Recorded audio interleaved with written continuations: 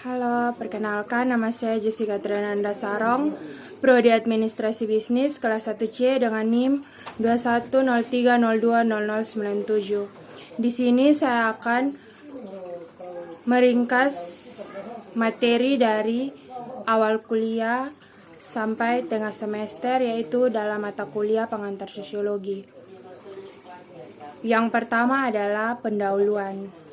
Bagian pengantar, seorang awam yang untuk pertama kalinya mempelajari sosiologi sesungguhnya secara tidak sadar telah mengetahui sedikit tentang sosiologi.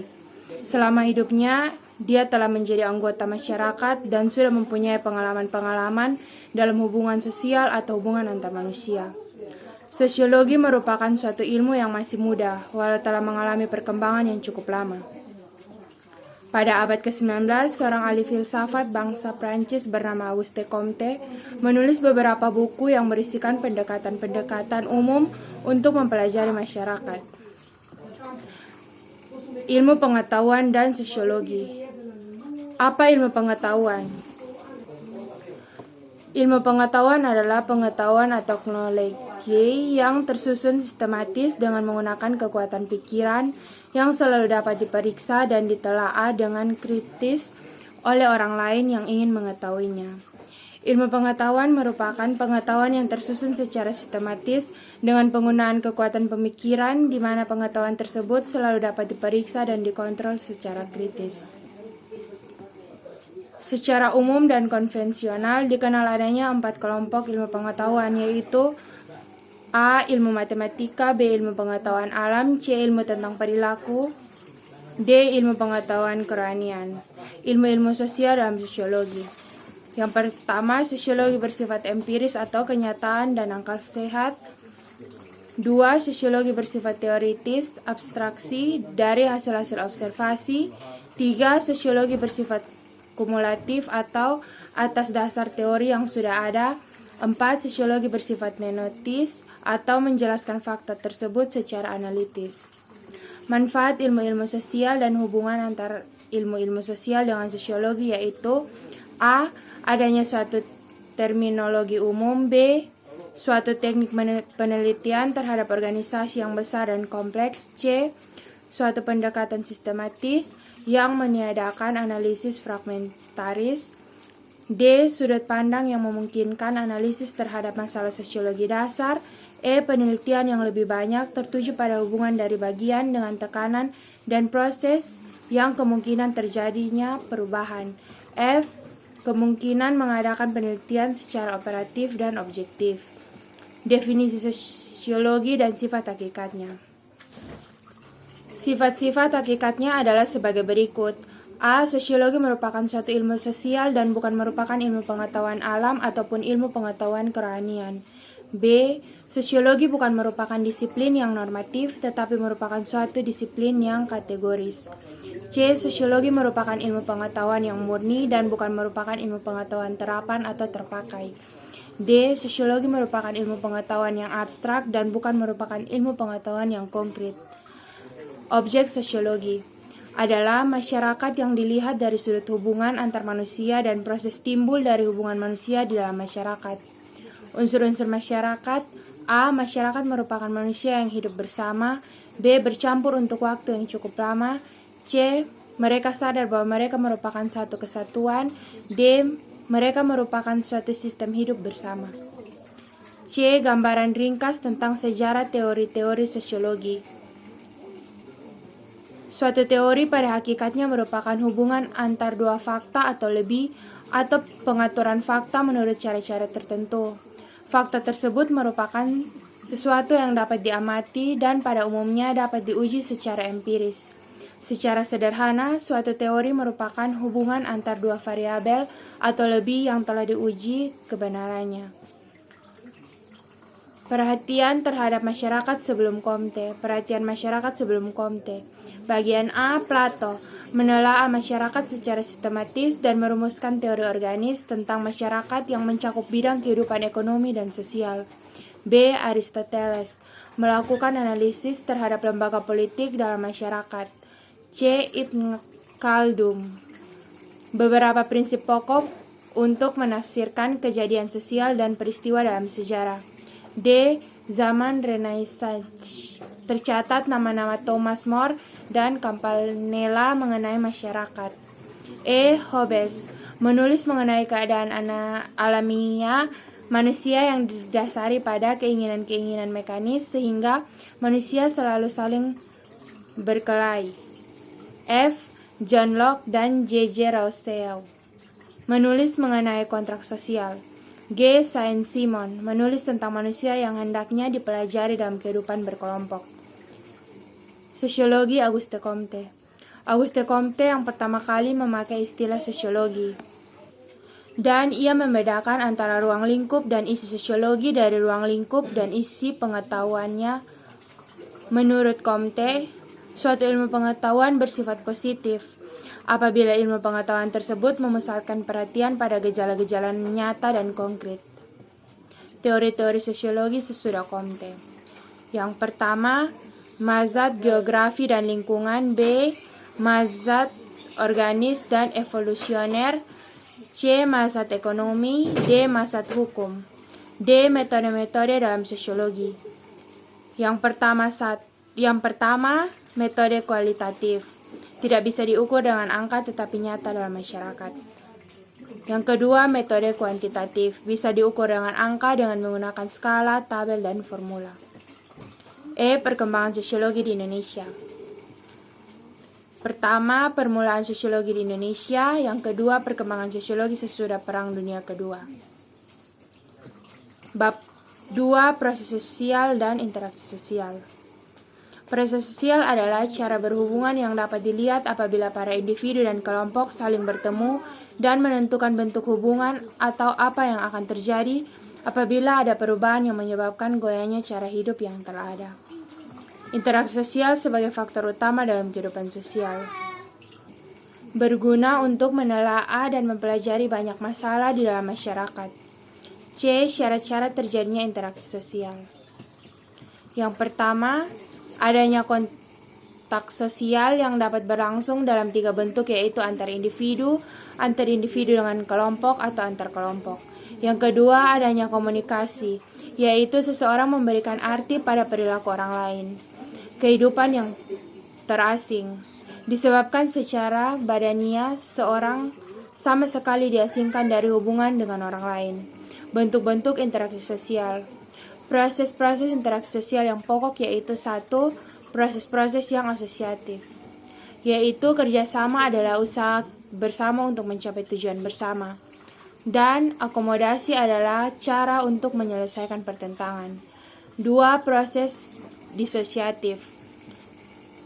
Persaingan adalah suatu proses sosial di mana individu atau kelompok manusia yang bersaing mencari keuntungan melalui bidang-bidang kehidupan.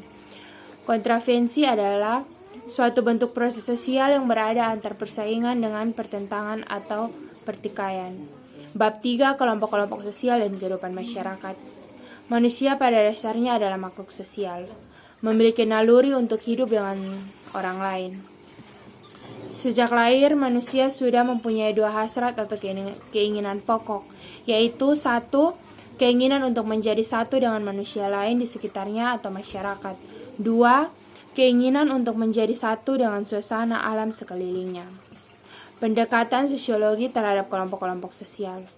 Kelompok sosial adalah kesatuan manusia yang hidup bersama karena adanya hubungan di antara mereka. Tipe-tipe kelompok sosial. Yang pertama, klasifikasi tipe-tipe kelompok sosial. Beberapa sudut atau atas dasar berbagai kriteria ukuran. Yang kedua, kelompok sosial dipandang dari sudut individu. Kelompok sosial sendiri adalah dasar kekerabatan, usia, seks, dan kadang-kadang atas dasar pekerjaan dan kedudukan. Yang ketiga, in-group dan out-group. In-group adalah kelompok sosial di mana individu mengidentifikasikan dirinya atau tidak bersifat relatif dan tergantung pada situasi sosial tertentu. Out-group sering dikaitkan dengan istilah kami atau kita. Yang keempat, kelompok primer atau primary group dan kelompok sekunder atau secondary group. Kelompok primer sendiri merupakan kelompok sosial yang paling sederhana. Kelompok sekunder adalah kelompok yang terdiri dari banyak orang yang memiliki sifat dan hubungannya tidak didasarkan pengenalan secara pribadi dan juga tidak langgeng. 5. Pagayuban merupakan bentuk kehidupan bersama, di mana anggota diikat oleh hubungan batin yang murni. 6. Formal group dan informal group. Formal group adalah kelompok yang mempunyai peraturan tegas dan sengaja diciptakan oleh anggotanya. Informal group tidak mempunyai struktur dan organisasi tertentu yang pasti. 7. Membership group dan referensi group. Membership group merupakan suatu kelompok di mana setiap orang secara fisik menjadi anggota kelompok tersebut. Reference group ialah kelompok-kelompok sosial yang menjadi acuan bagi seseorang. Yang kedelapan, kelompok okupasional dan volunteer adalah kelompok yang muncul karena semakin memudahnya fungsi kekerabatan. Kelompok volunteer adalah kelompok yang memiliki kepentingan bersama. D. Kelompok-kelompok sosial yang tidak teratur. Yang pertama, kerumunan atau court adalah individu-individu yang berkumpul secara kebetulan di suatu tempat. Yang kedua, publik. Publik merupakan kelompok yang tidak merupakan kesatuan. E. Masyarakat pedesaan atau rural community dan masyarakat perkotaan atau urban community. Masyarakat setempat. Istilah community dapat diterjemahkan sebagai masyarakat setempat. Secara singkat, masyarakat setempat adalah suatu wilayah kehidupan sosial yang ditandai oleh suatu derajat hubungan sosial yang tertentu. Tipe-tipe masyarakat setempat.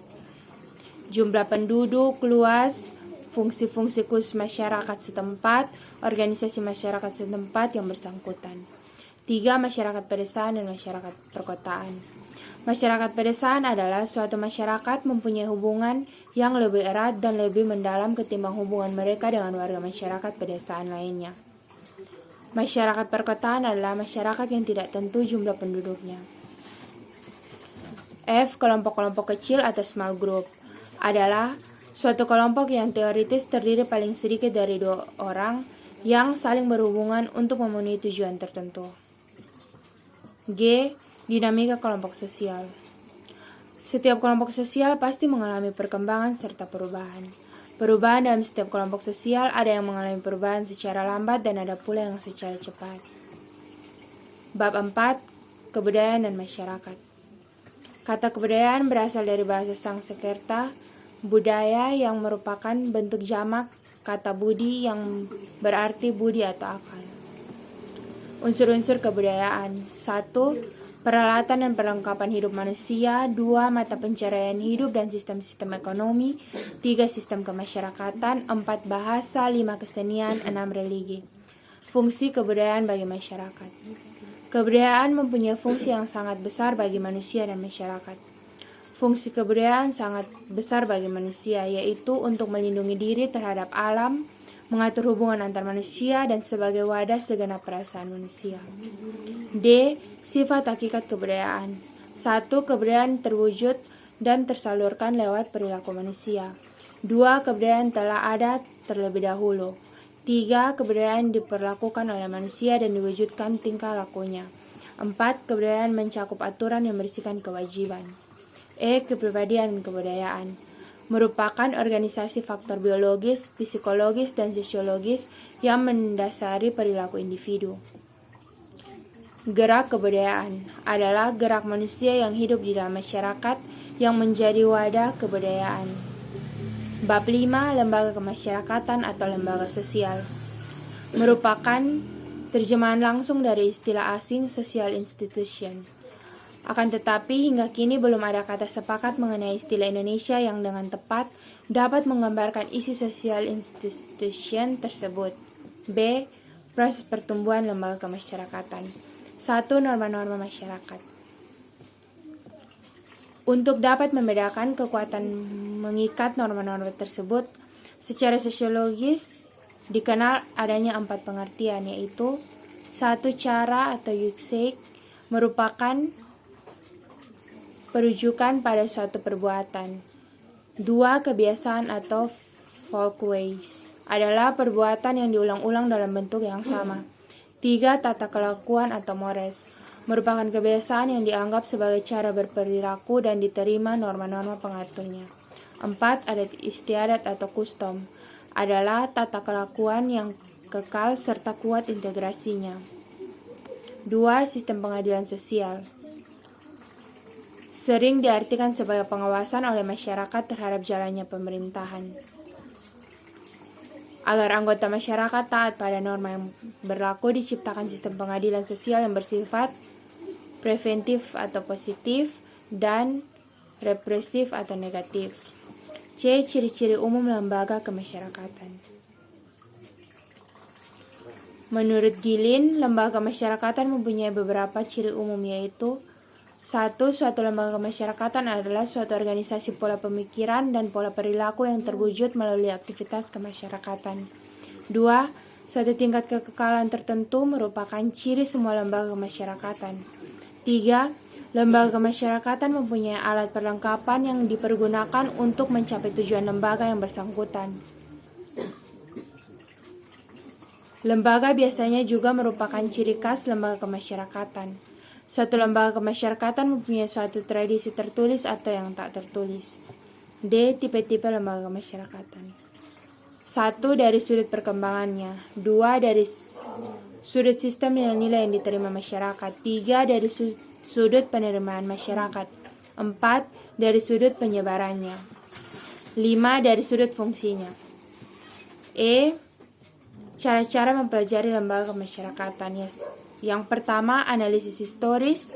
Yang kedua, analisis komparatif. Yang ketiga, analisis fungsional. F. Conformity dan deviation. Berasal dari proses penyesuaian diri dengan masyarakat dengan cara mengindahkan kaidah dan nilai-nilai masyarakat. Deviation adalah penyimpangan terhadap kaidah-kaidah dan nilai-nilai dalam masyarakat. Bab 6. Lapisan masyarakat atau stratifikasi sosial. Pelapisan sosial adalah perbedaan penduduk atau masyarakat ke dalam kelas-kelas secara bertingkat atau secara hierarkis. B. Terjadinya lapisan masyarakat. Pedoman untuk meneliti pokok-pokok terjadinya proses lapisan dalam masyarakat. 1. Pada sistem pertentangan yang ada dalam masyarakat. Yang kedua, sistem lapisan dapat dianalisis dalam arti distribusi hak-hak istimewa yang objektif seperti penghasilan. C. Sifat sistem lapisan masyarakat. Bersifat tertutup, yaitu membatasi kemungkinan pindahnya seseorang dari satu lapisan ke lapisan yang lain, dan terbuka, yaitu setiap anggota masyarakat mempunyai kesempatan untuk berusaha dengan kecakapan sendiri untuk naik lapisan. D. Kelas-kelas dalam masyarakat atau sosial klasis adalah orang atau keluarga yang sadar akan kedudukannya di dalam suatu lapisan. Beberapa pendapat tentang kelas sosial. Yang pertama, Kurt B. Mayer. Istilah kelas hanya dipergunakan untuk lapisan yang berdasarkan unsur ekonomis, sedangkan lapisan yang berdasarkan kehormatan. Yang kedua, Max Weber membuat perbedaan antara dasar ekonomis dan dasar kedudukan sosial. Yang ketiga, Joseph Schumpeter. Terbentuknya kelas dalam masyarakat karena untuk menyesuaikan masyarakat dengan keperluan yang nyata. E. Dasar lapisan masyarakat. Ukuran-ukuran yang biasa dipakai. 1. Ukuran kenyataan atau material. 2. Ukuran kekuasaan. 3. Ukuran kehormatan. Dan 4. Ukuran ilmu pengetahuan. F. Unsur-unsur lapisan masyarakat. 1. Kedudukan atau status. Kedudukan merupakan tempat seseorang dalam suatu pola tertentu dan seseorang dapat memiliki beberapa kedudukan. 2. Peranan atau role. Peranan merupakan aspek dinamis dari kedudukan, yaitu seseorang yang melaksanakan hak-hak dan kewajibannya. G. Lapisan yang sengaja disusun. H. Mobilitas sosial atau social mobility. Pengertian umum dan jenis-jenis gerak sosial adalah suatu gerak dalam masyarakat atau struktur sosial, yaitu pola-pola tertentu yang mengatur organisasi suatu kelompok sosial. 2. Tujuan peneliti gerak sosial. Untuk mendapatkan keterangan perihal keteraturan dan keluasan struktur organisasi. 3. Beberapa prinsip umum gerak sosial yang vertikal. A. Hampir tidak ada masyarakat yang bersifat sistem lapisan mutlak atau tertutup. B. Tidak mungkin gerak sosial yang vertikal dilakukan dengan sebebasnya. C. Gerak sosial vertikal yang umum berlaku bagi semua masyarakat. D. Gerak sosial vertikal disebabkan oleh faktor ekonomi, politik, serta pekerjaan. E. Berdasarkan bahan-bahan sejarah, khususnya dalam gerak sosial vertikal yang disebabkan oleh faktor-faktor ekonomis, politik, dan pekerjaan yang berbeda. 4. Saluran gerak sosial vertikal adalah angkatan bersenjata, lembaga keagamaan, sekolah, organisasi politik, ekonomi, dan keahlian. I. Perlunya sistem lapisan masyarakat. 1. Menetapkan individu-individu tersebut. 2. Mendorong agar mereka melaksanakan kewajibannya. Bab 7. Kekuasaan wewenang dan kepemimpinannya.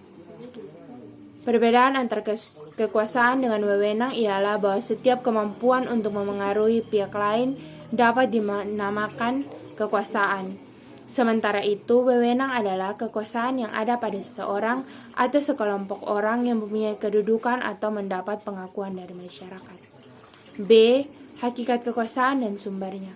Sifat dan hakikat kekuasaan. Yang pertama, simetris, hubungan persahabatan, hubungan sehari-hari, hubungan yang bersifat ambivalen, pertentangan antar mereka yang sejajar kedudukannya. 2. Asimetris, popularitas, peniruan, mengikuti perintah, tunduk pada pemimpin formal atau informal, dan hubungan sehari-hari. Sumber kekuasaan yaitu yang pertama sumber militer, polisi, kriminal, ekonomi, politik, hukum, tradisi, ideologi, dan diversionary power. 2. Kegunaan, pengadilan kekerasan, mengendalikan tanah, buruh, kekayaan, material, atau produksi. C. Unsur-unsur saluran kekuasaan dan dimensinya. 1. Rasa takut, yaitu menimbulkan kepatuhan terhadap segala kemauan orang yang ditakuti. 2. Rasa cinta, atau pihak yang berkuasa untuk menyenangkan semua pihak. 3. Kepercayaan dapat timbul sebagai hasil hubungan langsung atau asosiatif. 4. Permujaan, seorang yang memegang kekuasaan mempunyai dasar permujaan dari orang lain. Kekuasaan di dalam pelaksanaan dijalankan melalui saluran-saluran tertentu. Saluran tersebut adalah 1. Saluran militer, 2. Saluran ekonomi, 3. Saluran politik, 4. Saluran tradisional, 5. Saluran ideologi, dan 6. Saluran lainnya. D. Cara-cara mempertahankan kekuasaan. 1. Dengan meninggalkan segenap peraturan lama. 2. Mengadakan sistem-sistem kepercayaan.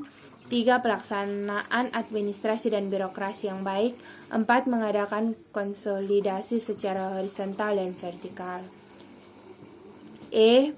Beberapa bentuk lapisan kekuasaan, yaitu menurut Max Fair ada 3 pola umum sistem lapisan kekuasaan, yaitu tipe kasta, tipe oligarkis, dan tipe demokratis. F. Wewenang. Max Weber, wewenang suatu hak yang telah ditetapkan dalam suatu tata tertib sosial untuk menetapkan kebijakan. Menurut keputusan mengenai persoalan yang penting, wewenang ada beberapa bentuk, yaitu 1. Wewenang karismatis, tradisional, dan rasional atau legal. 2. Wewenang resmi dan tidak resmi. 3. Wewenang pribadi dan teritorial. 4. Wewenang terbatas dan menyeluruh. G. Kepemimpinan atau leadership. Yang pertama umum, yang kedua perkembangan kepemimpinan dan sifat-sifat seorang pemimpin. Menurut mitologi Indonesia, beberapa sifat yang harus dimiliki oleh seorang pemimpin yaitu Indrabrata, Yamabrata, Suryabrata, Cacibrata, Danabrata, Pacabrata, dan Agnibrata. Sandaran kepemimpinan dan kepemimpinan yang dianggap efektif. Tugas dan metode. Secara sosiologis, tugas-tugas pokok seorang pemimpin ialah memberikan suatu kerangka pokok yang jelas, mengawasi, mengendalikan, serta menyalurkan perilaku warga masyarakat, bertindak sebagai wakil kelompok kepada dunia di luar. Suatu kepemimpinan dapat diterapkan dengan berbagai metode atau cara, yaitu cara-cara otoriter, cara demokratis, dan cara bebas. Bab 8. Perubahan sosial dan kebudayaan. Perubahan sosial adalah segala perubahan pada lembaga kemasyarakatan di dalam suatu masyarakat. Pembatasan pengertian. Definisi Max Weber. Perubahan sosial dikatakan sebagai perubahan dalam masyarakat sosial. 2. Teori perubahan sosial. Teori yang berkaitan dengan arah perubahan sosial telah diringkas More dalam bentuk diagram sederhana. C. Hubungan antar perubahan sosial dan perubahan kebudayaan. Biasanya antara kedua gejala itu dapat ditemukan hubungan timbal balik sebagai sebab atau akibat. D.